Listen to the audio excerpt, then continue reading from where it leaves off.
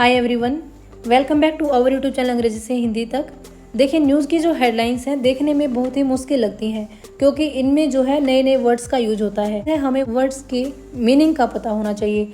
अगर हमें words meaning का पता है और टेंस आते हैं तो हम इनकी हिंदी आसानी से बना लेंगे।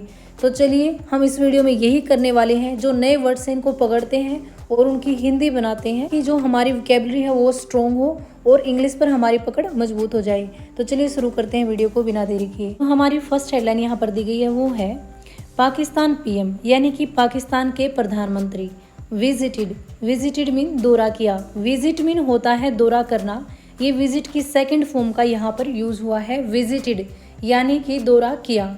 अब जो सेंटेंस है हमारा ये पास्ट इंडेफिनाइट टेंस में है, जिसकी पहचान होती है सब्जेक्ट प्लस वर्ब की सेकंड फॉर्म। उसी सेकंड फॉर्म का यहाँ पर यूज हुआ है, यानी पाकिस्तान के प्रधानमंत्री ने यात्रा की या फिर दौरा किया। आगे देखते हैं रियाद जो है ये सऊदी अरब की कैपिटल है, यानी कि जो सऊदी अरब है उसकी राजधानी है रियाद। ऑन वेडनेसडे बुधवार के दिन। टू साइन यानी हस्ताक्षर करने के लिए। म्यूचुअल डिफेंस म्यूचुअल होता है आपसी या फिर परस्पर। डिफेंस ट्रीटी जो होता है ये एक रक्षा समझौता होता है या फिर रक्षा संधि होता है। दोनों ही वर्ड आपके इसके लिए यूज कर सकते हैं, संधि या फिर समझौता। यानी कि एक ऐसा समझौता होता है, अगर एक कंट्री के ऊपर हमला होता है तो जो दूसरी कंट्री है यानी जिसके साथ समझौता हुआ है वो उसके साथ मिलकर लड़ेगी, यानी कि वार के समय वो उसका साथ देगी। तो हमारी नेक्स्ट हेडलाइन दी गई है, वो है ट्रीटी सेज यानी कि जो संधि है या फिर जो समझौता हुआ है वो कहता है, से मीन कहना। अटैक हमला। ऑन आइदर कंट्री किसी भी देश पर। विल बी होगा। एन अटैक एक हमला। ऑन बोथ दोनों के ऊपर। यानी कि जो संधि है समझौता है वो कहता है एक देश के ऊपर हमले का मतलब है कि हमला दोनों देशों के ऊपर हुआ है, यानी कि किसी भी देश पर हमला दोनों देशों के ऊपर हमला माना जाएगा।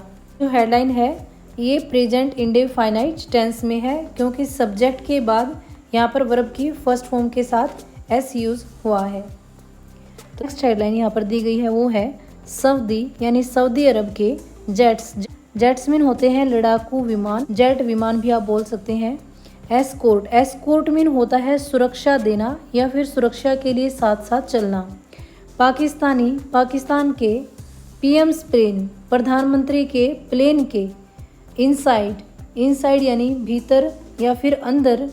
दी किंगडम्स एयर स्पेस। किंगडम्स से यहाँ पर मतलब है राज्य का या फिर सऊदी अरब का।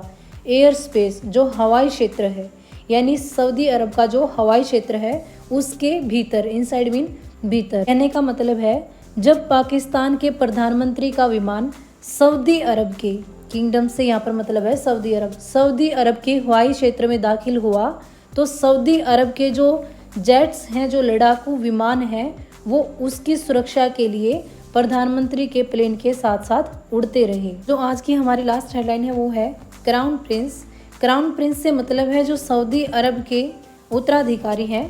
MBS मोहम्मद बिन सलमान उनका नाम है। ऑर्गेनाइजेज आयोजित करते हैं। ग्रांड मीन होता है भव्य या फिर शानदार। रिसेप्शन मीन होता है समारोह या फिर स्वागत समारोह। आप दोनों ही वर्ड यूज कर सकते हैं। For Pakistan prime minister Pakistan के प्रधानमंत्री के लिए। फॉर मीन होता है के लिए।